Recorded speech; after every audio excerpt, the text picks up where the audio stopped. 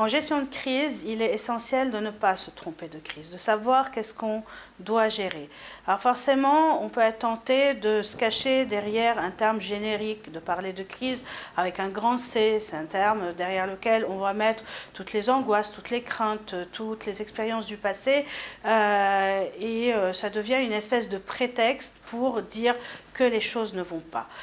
Crise avec un petit c, c'est plutôt une situation difficile ou une accumulation de fragilité dont les impacts sont importants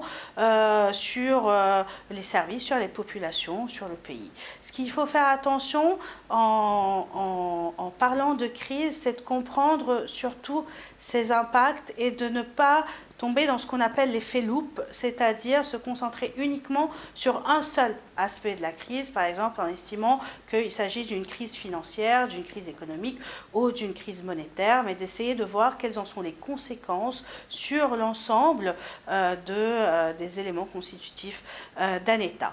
La gestion de crise repose sur un principe, qui est celui de l'anticipation. L'anticipation, c'est se préparer en amont, en sachant de quoi on a besoin, de qui on a besoin, qui pourra prendre le leadership face à une situation donnée. En réaction à la crise, anticiper, c'est aussi garder toutes les possibilités ouvertes vers la sortie de crise en essayant de comprendre quelle est la situation, de quoi est-ce qu'elle est composée, quels sont ses effets, qu'est-ce que je dois faire, qu'est-ce que je dois protéger et par conséquent de prioriser les actions selon une stratégie donnée.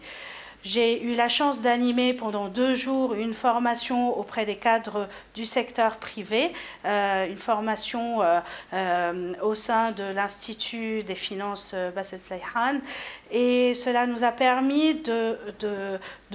montrer aux cadres du secteur public les règles d'or, les bonnes pratiques qui existent en gestion de crise afin de les outiller et de leur permettre d'assumer pleinement le rôle de leader au sein de l'administration.